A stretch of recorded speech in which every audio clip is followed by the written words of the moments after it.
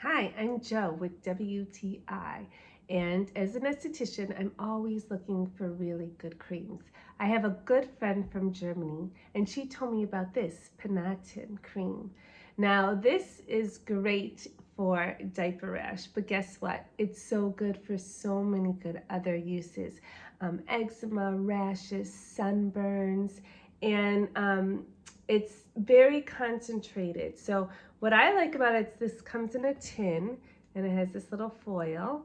And I actually use a spatula. I like to use a spatula.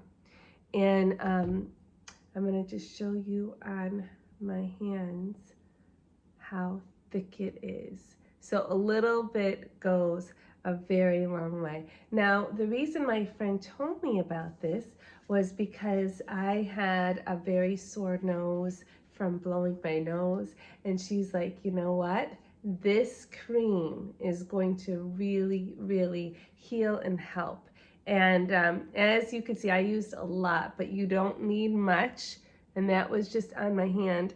But like I said, I loved it for my sore nose, excuse me, and my sore lips. So it should be in your medicine cabinet. It's a great cream to have, and I highly recommend it. And that is my point of view.